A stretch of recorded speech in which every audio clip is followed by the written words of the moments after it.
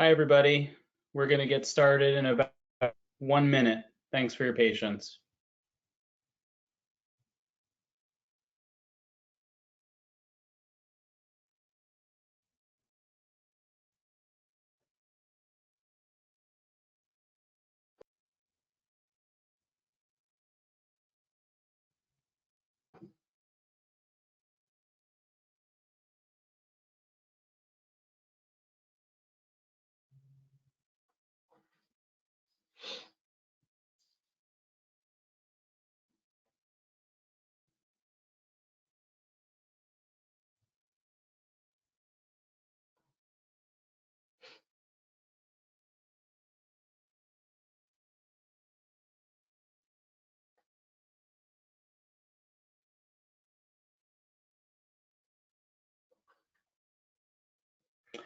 Okay, we're going to get started with our today.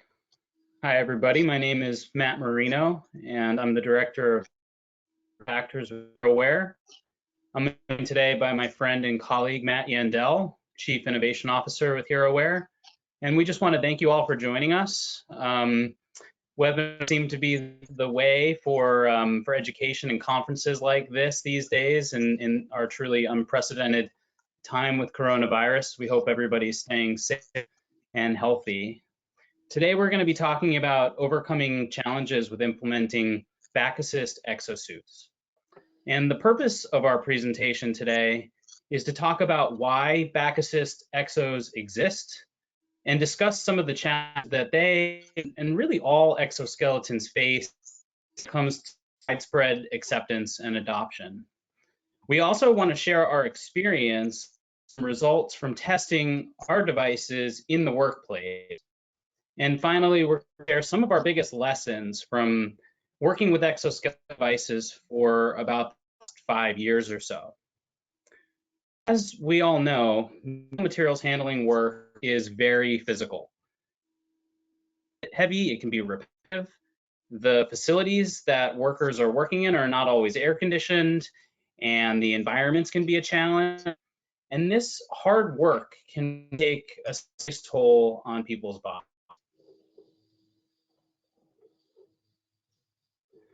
So I want to start with a story. Last summer and fall, I was working with a man who had injured his back. And for privacy's sake, we're going to call him John. And this is John here in these images. And I do want to thank Briotics Health for sharing these images with us. By the time I was brought in, he was on modified duty. He was trying to return to full duty as a warehouse stalker. And he was really happy to be back at work and didn't want to get re-injured because he had a family to support, which included an adult child with a disability. So working in a warehouse from 4 a.m. to noon, then going home to help his son had really taken a toll on him, especially his low back. With lots of bending and lifting, his job was a really good application for back assist exoskeletons.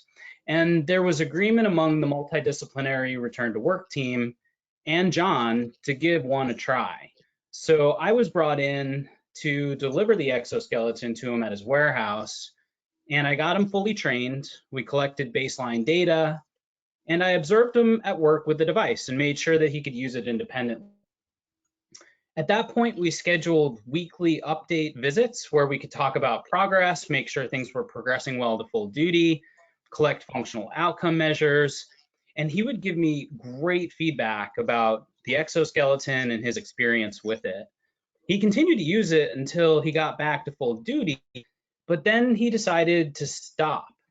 And this surprised me. It was a good opportunity for him to continue working with it day in, day out at his job, but he didn't want to anymore and he gave it back. And at that point, he admitted that it reduced the strain on his low back while he was bending and lifting, but he was experiencing discomfort elsewhere in other parts of his body that he felt was related to the exoskeleton. And the device was preventing him from moving, from doing other aspects of his job the way that he was used to doing them. He couldn't get as close to objects that he needed to reach. This is what he's trying to show us in the image on the right. He had trouble moving between pallets and in tight spaces because The hip joints of the exoskeleton were snagging on shrink wrap, and this was restricting his ability to do certain movements. He was also tired of having to readjust the device as it shifted and as the straps loosened throughout the day. So for him, the downsides of the exo outweighed the benefits, and he felt healed enough to do his bending and lifting at that point without it. Exoskeletons and exosuits have a ton of potential to combat back pain and a great opportunity to help solve what really is an enormous problem. But stories like John's highlight some challenges that these devices face before this will be possible. So I like to say back pain is truly a Goliath, and the statistics make me comfortable saying that most of you on the webinar have probably experienced it at some point yourself, and you know what I mean. Back pain is a problem for about 80% of the world's population at some point, and it's the third most common reason for visits and the single leading cause of disability worldwide, preventing so many people from engaging in work as well as other everyday activities. There are 264 million lost workdays as a result of back pain each year, and it costs us over $100 billion a year between the direct and the indirect costs that are associated with it. The Bureau of Labor Statistics data in the US is clear on this. In this bar plot, you can see the black portion of the bars indicate that back injuries dominate all other body parts for all occupations, especially for the jobs listed here, which include stock clerks like John. And this is a familiar figure for all of us, NIOSH's hierarchy of controls. And we should all use the hierarchy of controls to reduce the risk for injury. It's always more effective to eliminate risk altogether. The problem is that there are so many jobs out there that are very difficult to automate or re-engineer. And even if it is possible, with many jobs, those types of changes are years away, if not longer. So what are workers like John supposed to do until that time? And then this other question of where do exoskeletons fall within the hierarchy? They really don't fit well, so treating them like PPE is probably the best approach, but sometimes it's difficult to know when it's appropriate to use them. Luckily, there are some alternative hierarchies that exist, such as the one proposed here by Rick Goggins, that do a much better job of considering the impact of an ergonomic solution on the worker. Exoskeletons can reduce the level of risk by reducing strain and fatigue. They may also be able to reduce the time of exposure if they have a positive impact on performance. At this point, exos can and really should be included within a company's comprehensive ergonomics program. Where we can eliminate exposure, that's great. Where we can't, there are good applications for exoskeletons. Ergonomics works. The work that we do is effective, and injuries have been on a decline for the last couple of decades, but back pain is still the big problem we have with workplace injuries. And the rate of decline for shoulder injuries lag the rate of decline for all other body parts. And these are two areas in need of solutions, and there are exoskeletons designed specifically for them. So why are we not seeing broader adoption of exo technology? Here's why. Many of the exos on the market do a really good job of assisting workers, but they create new problems like the ones John reported and more. We need to be really careful not to implement solutions that create new problems. These trade-offs are often unacceptable. Workers and companies aren't going to be willing to accept them, and for good reason. Here I took many of the issues that were reported by participants at the 2018 HFES ErgoX Symposium, and I added the most common concerns that I've been hearing from workers and companies over the past couple years. And it's clear there is much more work to do to overcome these challenges and deliver technology to workers they want to use every day before they can almost forget that they're even wearing exoskeletons, but that they're grateful for them at the end of their shift. One of the reasons I joined here is because as I strongly believe in the importance of understanding user needs in assistance, comfort, and what we like to call wearability. So at this point, my colleague Matt Yandel is now going to talk about his experience over the past 6 years applying rigorous science, studying exos in the laboratory at Vanderbilt University, listening to the voices of workers, and using what he learned to design an exo that can break down barriers to adoption.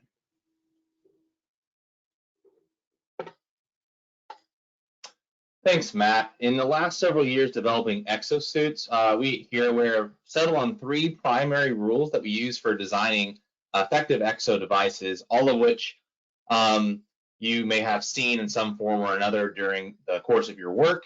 The first is assisting the user. As a whole, the exo community has been doing a fantastic job of creating devices that can assist users and provide biomechanical benefit. However, the second and much greater challenge is to never interfere with a user's range of motion. For instance, on the job, logistics workers spend far more time, nearly 90%, doing tasks outside, lifting and leaning. So if we constrain their movement, workers lose a tremendous amount of ability to do their job. Third, we need to design devices that are all-day comfortable and all-year practical.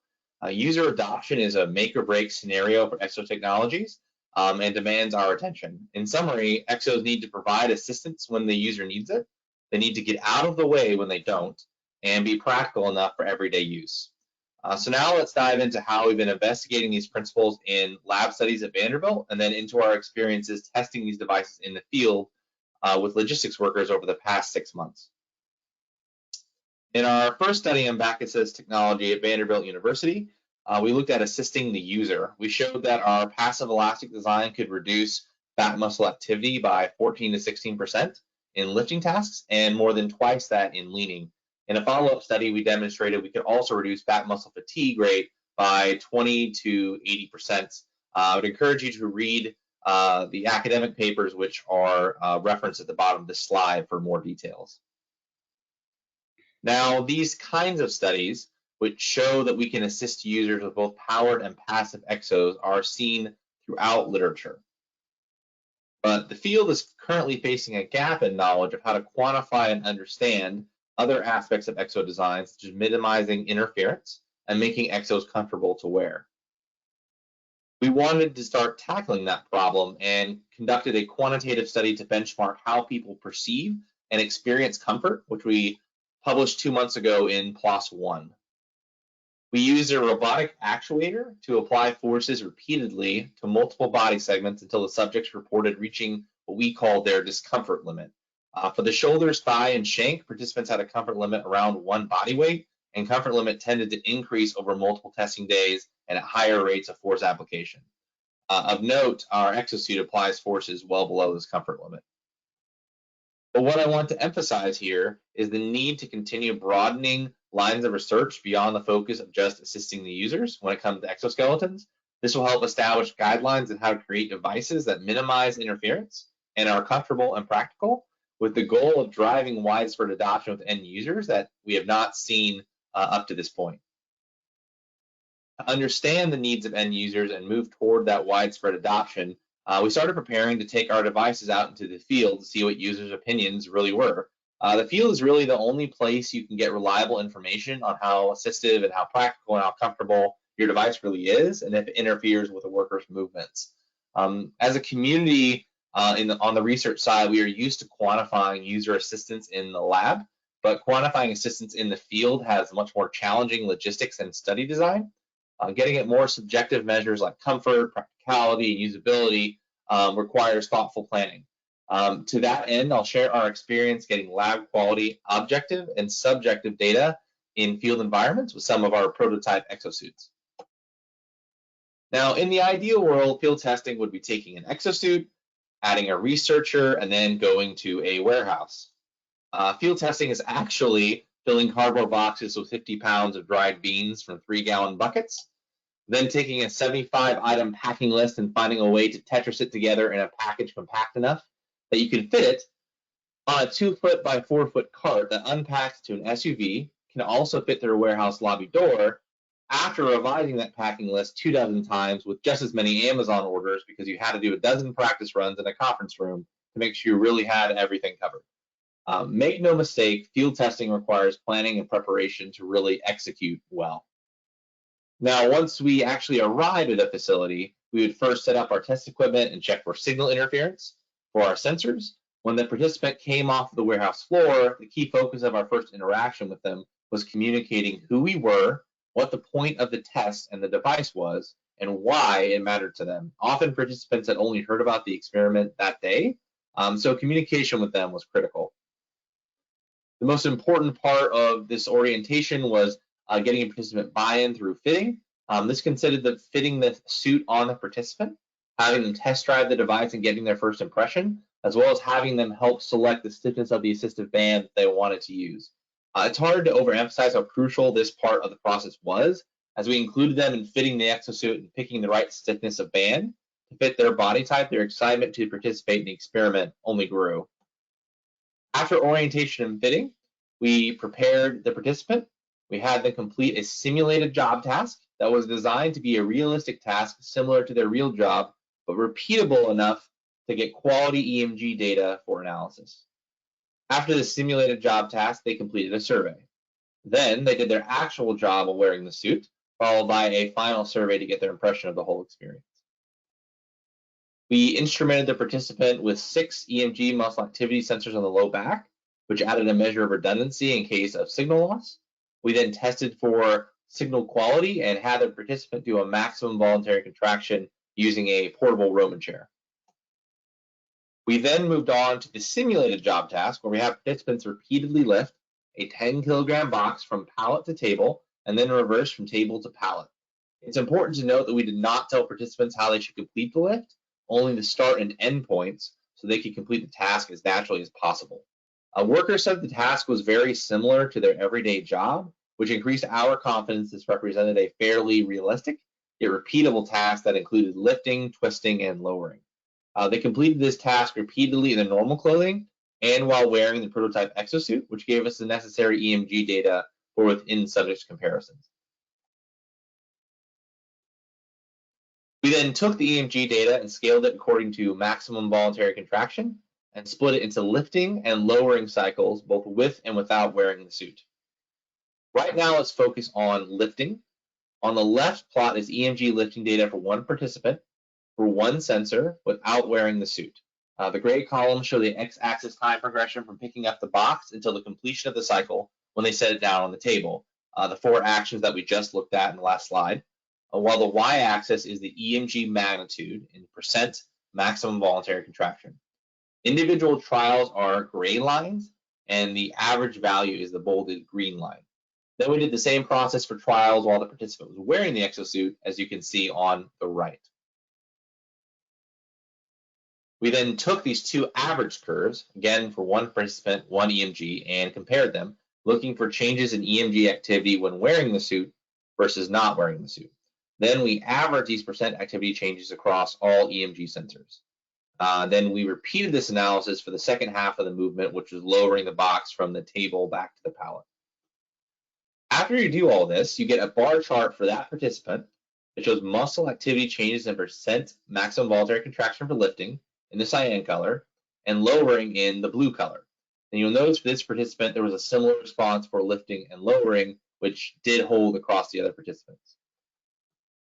Finally, you can do this analysis for all 11 of our participants, and you get a similar plot for each user.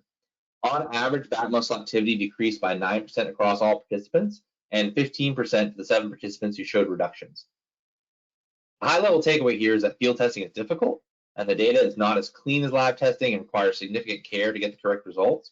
But despite that, we found that the majority of participants had a reduction in low back muscle activity, which means that most people showed a measurable benefit to using the suit doing movements in an unconstrained real-world task just like their jobs, and that this matched the data that we found in the lab.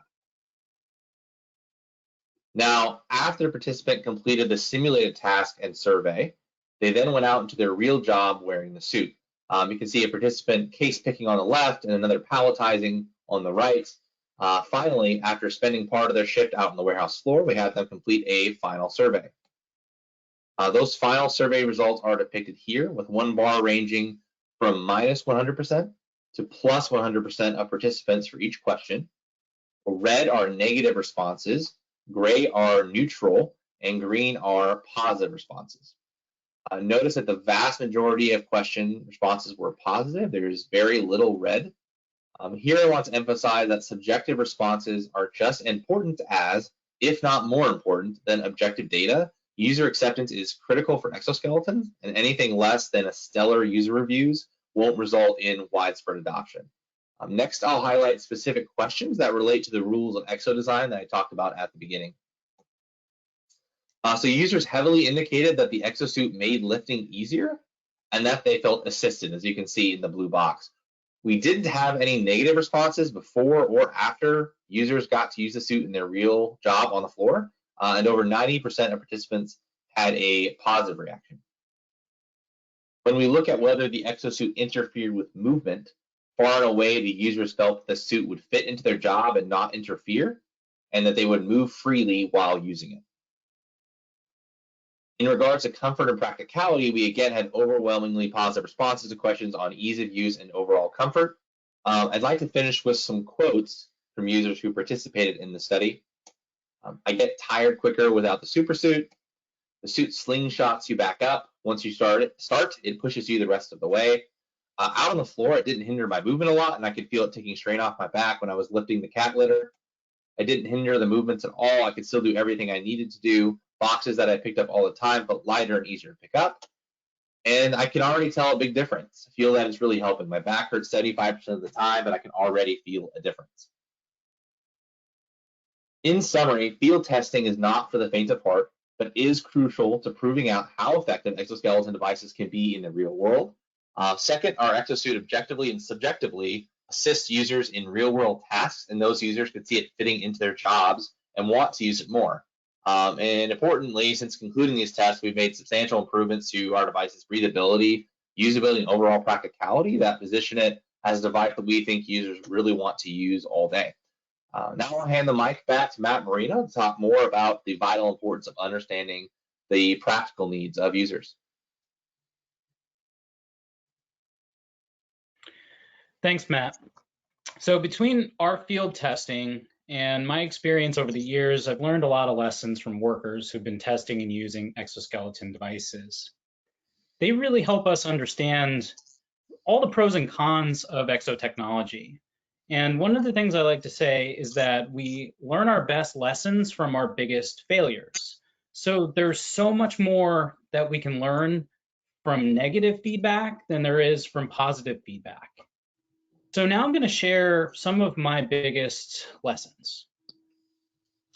One of the biggest things I've learned, which I even wrote an article about recently, is that we need women to feel just as good as men while wearing exoskeletons. I can't tell you how many times I've had female workers ask me, don't they make a version of this exo for women? Or simply, how am I supposed to wear this? Women are greater than 50% of our workforce at this point, and they will not wear devices that are not comfortable. Another major challenge has been fitting every body type with the same exoskeleton. Male and female fit is a great start, but then we need to look at all the different variations of each and ensure we can fit them all with equal comfort. This is a huge range. Anthropometrics provide the foundation for what is known as static fit. We also need to consider that the physical and mental capabilities of people vary significantly. Exos need to be useful for and usable by all people. If only very fit people who know how to use technology very quickly can use an exoskeleton, it's not going to fit a huge percentage of the potential user population. People need to be able to learn how to use a device quickly and want to use it each day, like an iPhone. This includes young and old folks, people who are weak and strong, smart and not so smart, good movers and the motorically challenged. These individual capabilities will dictate what we call dynamic and cognitive fit. Many exos have been found to be very task specific. The reality is that work is highly varied. Exoskeletons need to help when we need them, but also allow us to do everything else without restriction when we don't. In these images, we see just some of the examples of task variety in the logistics industry. Picking from steel, pushing a cart, transporting and setting up pallets, driving forklifts, laying cases, lifting, and wrapping pallets, just to name a few. Remember that John from my story earlier felt his exo supported his back while lifting, but got his way for everything else. Exo can be used for a variety of tasks without restriction are going to be much more likely to be accepted. Workers have been wearing personal protective equipment and using tools and equipment for a lot longer than they've even known about exoskeletons. Any disruption in their ability to do so is a deal breaker, and even putting the thought into a client's head that there will be an issue here leaves a bad impression. In these images, we see examples of exoskeleton users on cherry picker forklifts, wearing fall protection harnesses, riding electric pallet jacks, transferring products between pallets and conveyors, shrink wrapping pallets, cutting shrink wrap off pallets, and using handheld scanners. Exoskeletons can't restrict the use of any of these things.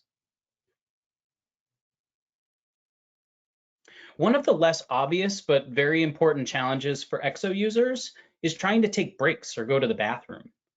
Workers may only have 15 minutes for a break. Managers are watching the clock, and workers are keenly aware of this. So the easier it is for workers to keep an exo on for a break or take it off and put it back on very quickly to go to the bathroom, the better. Another less obvious but very important challenge for workers is working in tight spaces.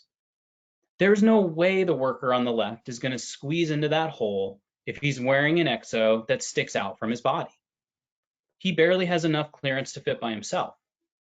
In the image on the right, an exo that sticks out from the body is very likely to snag, and that could be a big problem in that kind of an environment. This was also one of the reasons that John reported for not wanting to use his exoskeleton anymore in a warehouse environment. It's much more difficult to design exoskeletons that get out of the way than it is to design exoskeletons that assist people. Users are very sensitive about movement restrictions. They are one of the most common complaints from users, and it was a big gripe for John. This is key in wearability. Exoskeletons need to assist people on call, get out of the way the rest of the time, and really look sexy all the time. And even if we do all of these things and we build exoskeletons that people want to use, if they're not implemented properly, none of this will even matter. A great exoskeleton in the hands of someone who doesn't know why or how to use it cannot do its job. Humans can build great technology, but as I like to say, if it's sitting in the corner collecting dust, it's not helping anyone. Users need education and support with implementation. So now I'm going to talk about some of the biggest lessons I've learned on this front. Over the past 5 years of working closely with exoskeleton devices and their users, I've learned that there are things we can do to drive acceptance and adoption of exo technology. Is introduce the best possible exoskeletons. We can't be successful if workers like John are refusing to use exo technology. 2 is focus on where we can make a serious impact. Exos are not for every single job in person. We need to be tactical about our focus. 3 is get skin in the game. This requires us to make sure we have a budget and internal systems in place to support implementation. 4 is have an executive steering committee. Middle managers and workers are much more likely to adopt new technology if they have support from the top. 5 is certify super users. We need champions. Find the people that are willing to take the lead, train them, make them feel special, and work closely with them to support their success. Their failure is our failure, so we need to help them win. 6 is train users, managers, and any support staff. If the workplace exosystem is not educated, they're set up to fail. 7 is get the fit of the exoskeletons perfectly dialed. I can't stress how important user fit and comfort is in sustaining use of exotechnology.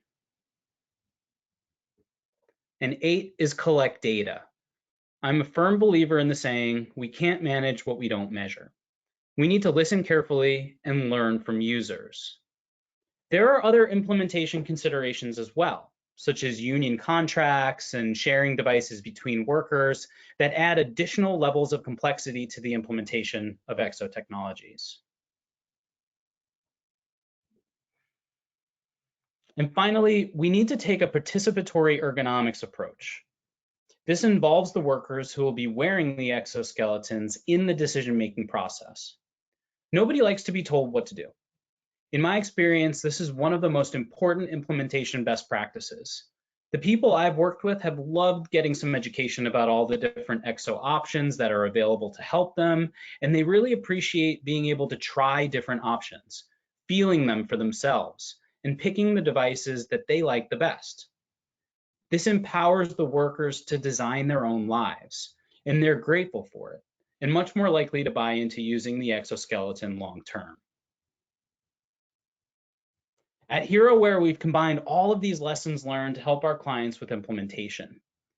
We've developed a program to support them with all the obvious and non-obvious challenges that come along with exo implementation and adoption. We're calling this program Hero Care 360, and our goal is to deliver an excellent customer experience throughout the entire life cycle of our products. And this is going to include multiple levels of training and systems for storage, cleaning, and exo-sustainment. So what gets us up every morning at HeroWare is the ability to leverage science and technology to help people in physically demanding jobs. We envision a world where these people have access to exosuits, types of tech to keep them safe, productive, and providing for their families. So at this point, we'd like to thank you all very much for your attention, and we're going to flip on over to the question panel and start to go through and answer questions. So if you have any questions, please put them into the question box. I'd like to note quickly, this is Matt Yandel. I did try to answer some questions while Mr. Marino was talking, but I'm happy to go more in depth on any of those I already answered. Just do a quick repost on the question side. And then up to this point, I think there are a couple for Matt, for you to answer that are on the questions panel towards the end. Okay, thanks, Matt. Sorry about any technical glitches. It looks like there was some comments and questions about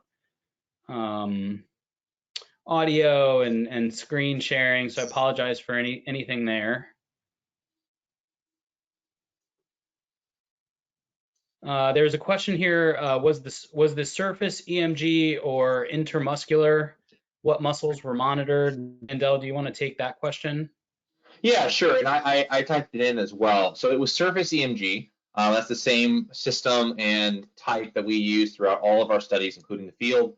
We monitored the erector spinae, specifically the longissimus thoracis, the ilicostalis lumborum, and the multifidus. I apologize if I mispronounced those, and left and right sides for all the muscles. Thanks, Matt. All right, I have a question here. Can you comment on exosanitation and maintenance? So this is a really important question, especially now with coronavirus. So there are ways that we are recommending taking care of our exosuits. I can't speak for every other exoskeleton producer that has products out there on the market, but we're basically recommending daily cleaning and disinfection, and there's a variety of different spray cleaners and wipes that can be used to do this. And we're also recommending anything from daily or every other day cleaning in a waterless ozone system, which has the ability to kill all kinds of bacteria, viruses, fungus. These are the types of systems that a lot of professional athletic teams use to clean their equipment, that law enforcement and military use to clean body armor, helmets, and other types of PPE. And there really is a good record with these systems for being able to do that. So that should sort of cover the disinfection and decontamination aspect of it. And then as far as maintenance is concerned, our device is extremely low maintenance because it's made mostly out of soft materials.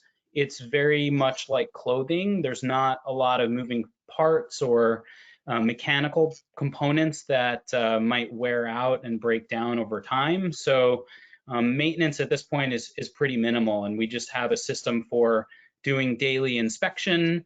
And if there are any issues that come up with wear and tear, we have a pretty robust warranty, and we're able to work with our clients on a case-by-case basis if anything does come up.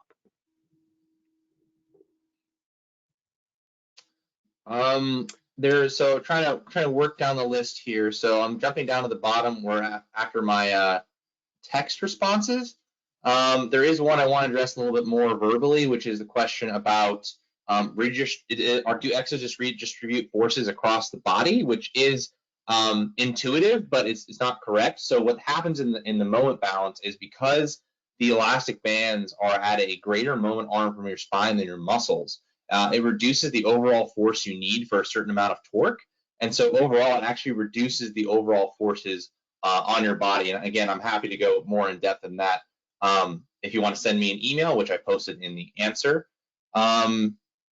Matt, you want to talk about those two questions on proper lifting and training techniques? That's about, they're recorded 1226 from Matt Purall. Apologies if I mispronounced that. Yeah, sure. I'm trying to find them in the questions list.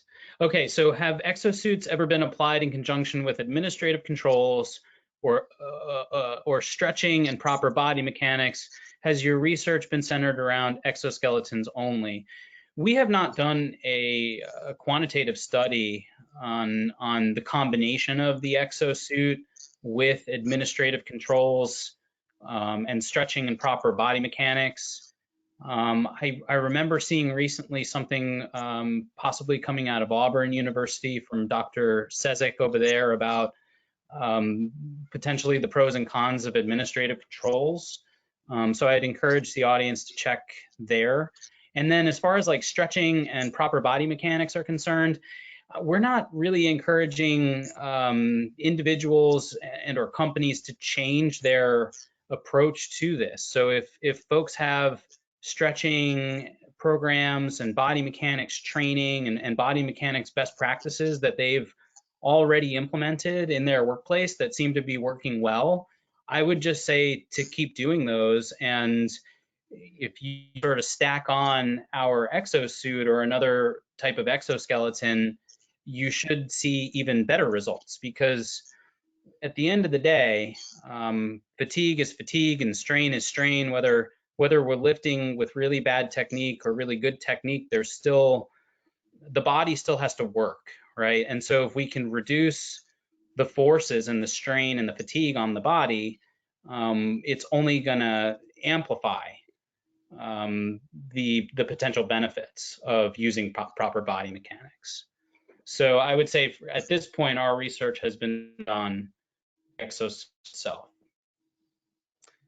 I'm just wondering if people have access to proper lifting and alternative lifting techniques, and like very much in this audience is capable hands. I can certainly train people on proper lifting and alternative lifting techniques and best practices for the particular task.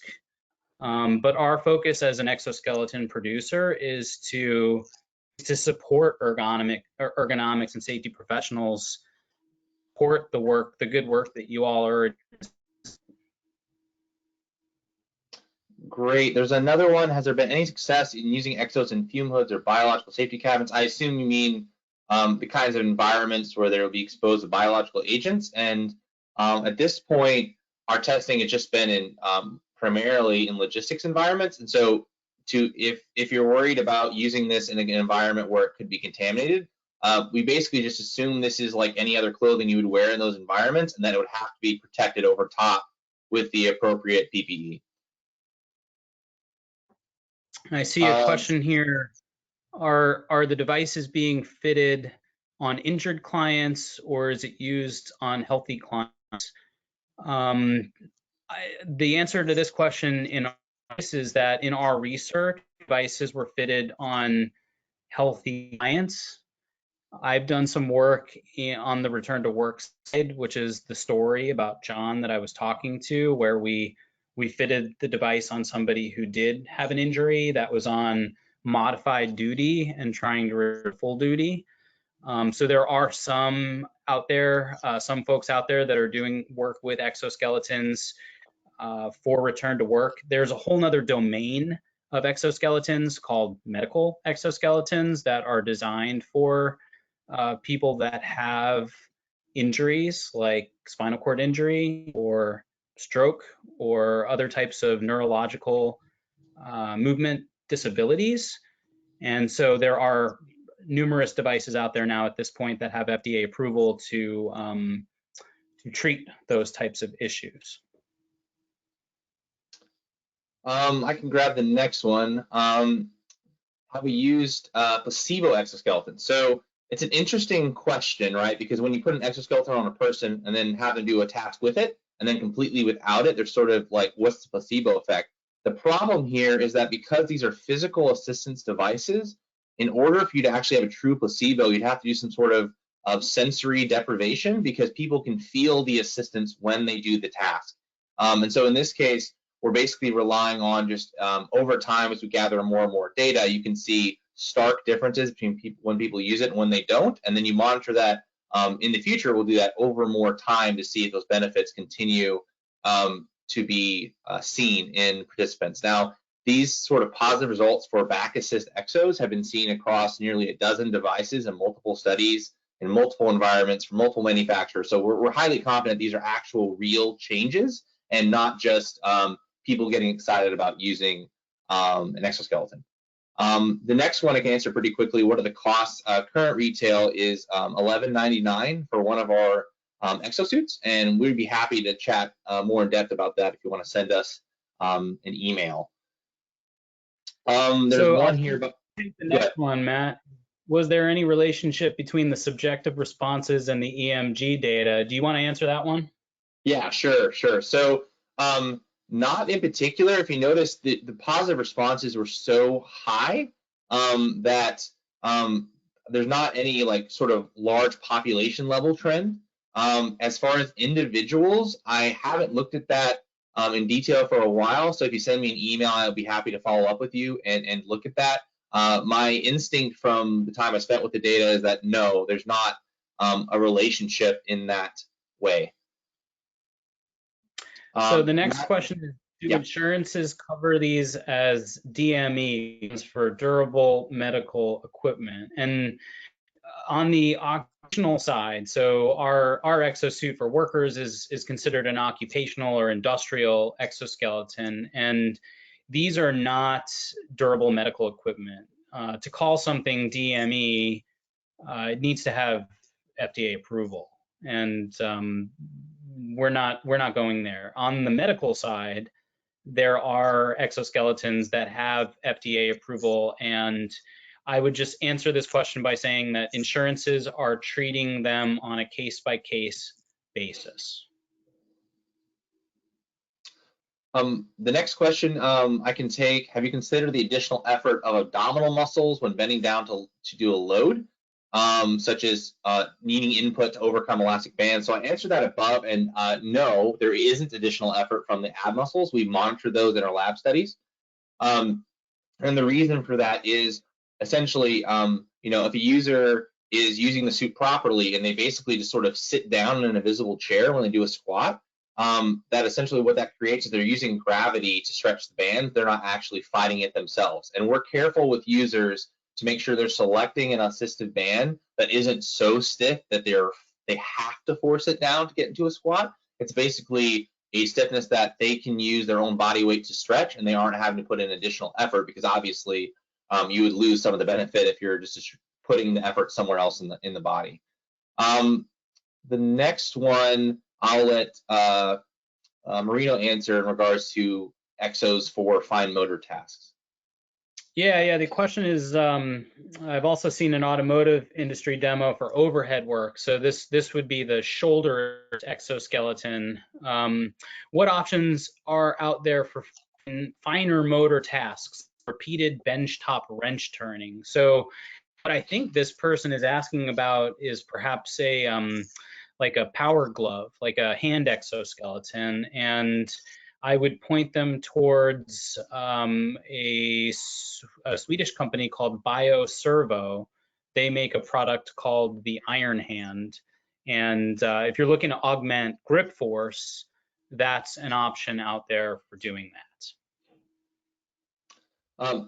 I could take the next one on the Hawthorne effect. So just observability of subjects, and is that affecting results? Currently, we haven't instituted a specific control for that effect in the lab studies. Where we will start to get a lot more of that information is during the summer. We have something called our early access program, where we're just sending a lot of these suits out into the real world to be tested by users in their natural environments for several weeks at a time. And so we'll be able to get more information there on if they're feeling it over time. And they're usually really honest with us. If they hate something, they'll tell us. If they love it, they'll tell us. And so agree that is something that can be affected, but that's one of the reasons we also collect objective data. So even if they know they're being observed and might answer the subjective surveys differently, that's why we take objective data to help understand and make sure that the objective matches the subjective. The kinematics question is the next one. Have you looked at measuring kinematics during these exercises? Yes, in the previous lab studies, which you can read in detail, if you look them up on Google Scholar, we did monitor using motion capture the kinematics. In the field, that's a much more challenging question. And so we focused primarily on what is the minimum vital information we need to know. We decided that was electromyography. The next one on muscle weakness, I'm happy to take as well, unless Marino, you want to take a shot at it. Oh, I'll let you into this one, but I would just say that it's extremely, there's actually a good amount of evidence to the contrary, that the overuse and high levels of strain and fatigue that are currently placed on workers as a result of their job and the physical demands of those jobs, that strain might actually cause more muscle weakness than if we bring them in line with what their body is really capable of tolerating. In fact, we might even be able to help improve people's strength. So if you want to go from there, Matt, that would be great. Sure, yeah, and I just echo that to say, like, mechanically what we're doing is, I think it's important to recall this device is passive, and it's offloading 20 to 30% of the lift. So you're not completely offloading the body to the point where you would completely atrophy. And secondly, as Matt mentioned, the overuse can cause muscle weakness as well. So basically the goal here is to bring people into this middle ground where they're out of the danger zone of where they can cause injury, and they're still activating their muscles consistently over the course of the day on every lift still, right? Because we're only reducing part of it, so that they maintain muscle mass over time, and they're just less fatigued and have less weakness just due to overuse effects. Can the current model, can you don and doff without assistance? Yes, you can. You can put it on and off all by yourself.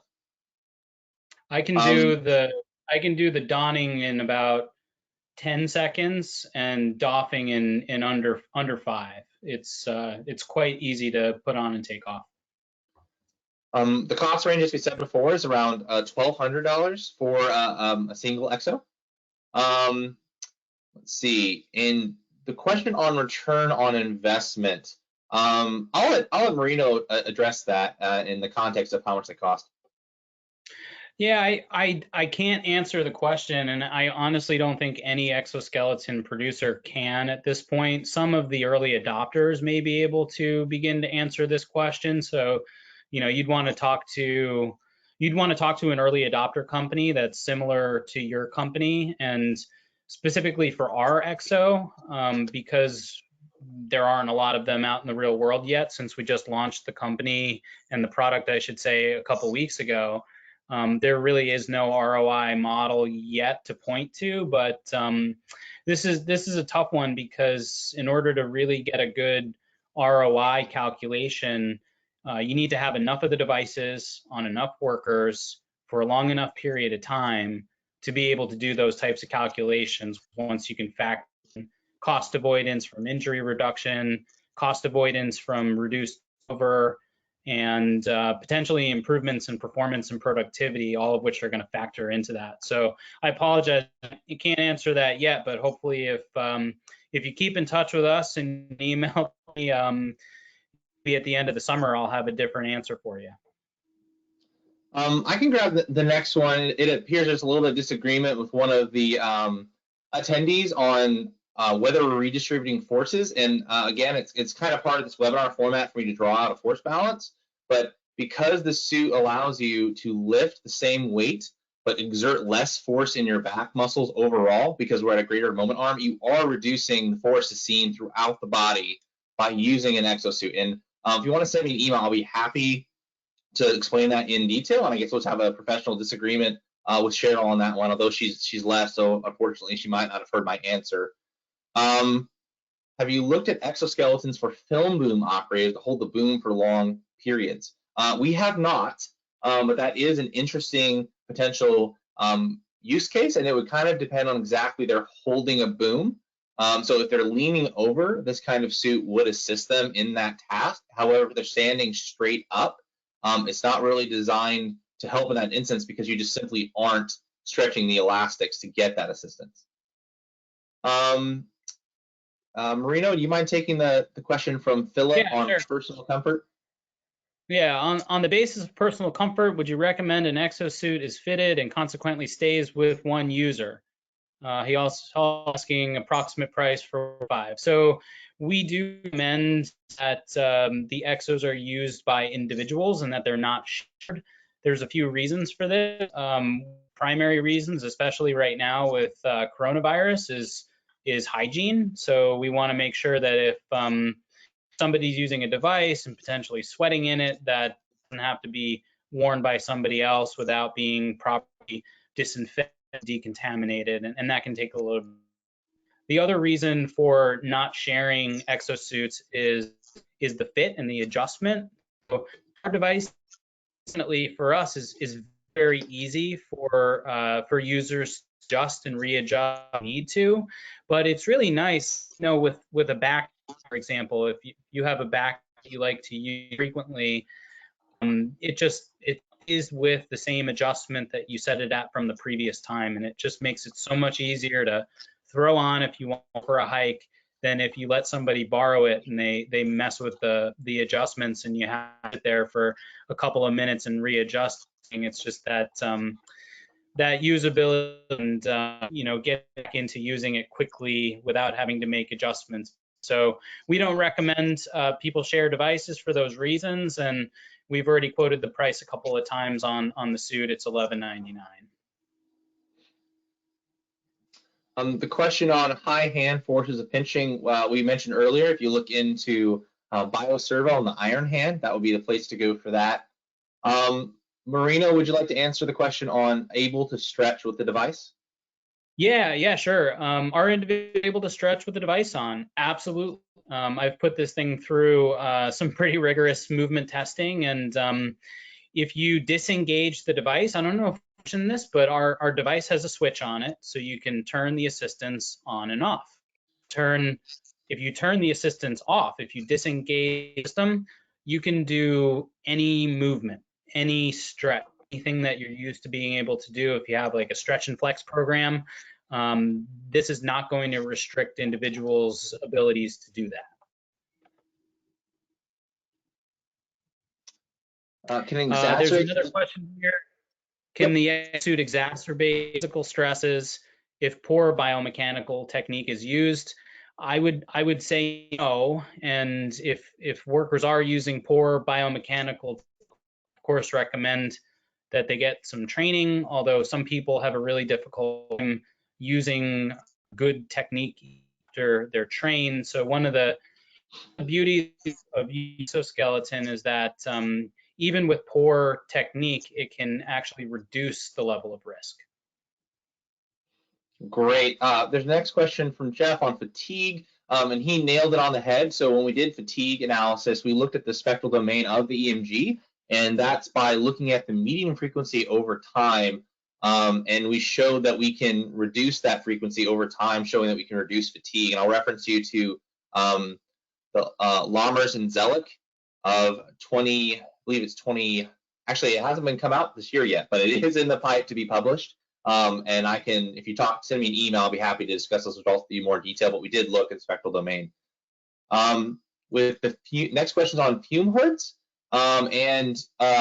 We didn't look at those. Oh, I see. You're referring to upper extremities. This device is purely for back assistance, so we have not examined it in regards to how it affects the upper extremities. But if you look into some of the shoulder exoskeletons on the market and in the literature, I'm sure someone has examined a posture similar to that. There are some groups that have begun to look at shoulder assist devices for lab work, particularly fume hood work. So there are some examples of that out there, and if you send us a message, we can try to help point you in the right direction. Have you structured any research that looks at carryover reduced muscle effort when the exoskeleton is removed and not used? Okay, yes, and I can answer that. So the results that we presented were primarily on a comparison of with and without, but we did some other, we did further sets of testing in an ABA format, and we did show that on average for the group, they did, over the course of all that testing, they still did reduce their muscle effort compared to not wearing the suit when they were wearing the suit. So that in that case, that statement will be true, that they did keep. Oh wait, I misread your question. Okay, I have not looked specifically to see if they kept reducing muscle effort when the suit was removed. Although you do see effects with these kinds of devices that happen in that way, where at least in the short term, people will have a reduced muscle activity reading after you take off an exosuit, but we have not specifically designed an experiment to look at that effect with ours. The next question, real quickly, because we're running out of time, we have not specifically tested it yet in nursing facilities, but that's definitely on our radar. Is the device appropriate for posture, static bending? It is. Yes, it is for lifting and for leaning. So we expect someone who is in a leaning posture would benefit from it. The heat retention question on during the COVID-19 crisis, wearing PPE, I get uncomfortable due to extra heat. So obviously, when you're wearing something, you're going to see some more heat retention than if you don't. We've put a lot of effort into making it to be minimal as possible, and we'll continue to work on that front. And so that's going to be basically a environment and user-specific question, that if they feel like it's retaining too much heat or not. But definitely something that we care about, and we've done our utmost to make sure it's as minimal as possible. Question on safety mechanisms. Basically, the whole device is a safety mechanism in the sense that it's already passive, and so there's not a way for someone to basically like get locked in on anything because it's all elastic and it's all passive.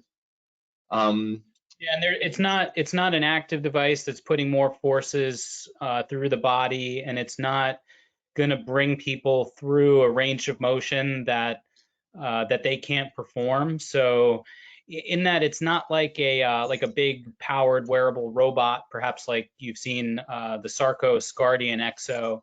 that has a safety built into it that would stop it from bringing somebody through a range of motion that would not be acceptable to. We don't need to do that because people only move in the directions that that they move in, and it's not going to take them any further. Great. I'm going to skip down a couple questions. I've answered some of the quick questions already in the chat. What feedback do you get from forklift drivers? The best feedback that you can. They didn't say anything. And what I mean is they put on the suit and they didn't, during the testing, they just jumped in their forklift and went to work. Now the clutch obviously does protrude from the back of the device. And we're over time that's going to become even smaller than it is now. But so far it's fairly comfortable to sit in, although it puts you in more of an upright posture. So we'll continue to monitor that over time, and it will continue to be improved. How does the suit charge? So it's a non-powered device, so it's completely passive elastic, and so there's no charging or motors of any kind in the device. Maria, would you like to answer the question on exo industry design standards?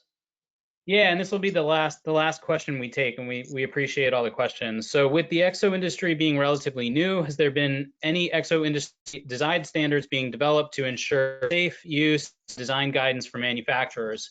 The answer to this is absolutely yes. If you're interested in participating in developing exoskeleton standards, I would encourage you to join the ASTM F as in Frank 48 Committee on Exoskeletons and Exosuits. We have been working on standards since the beginning of 2017.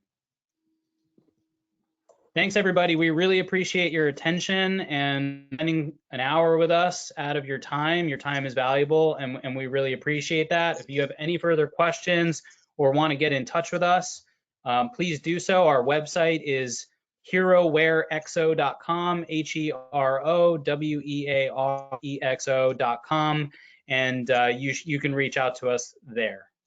Thank you.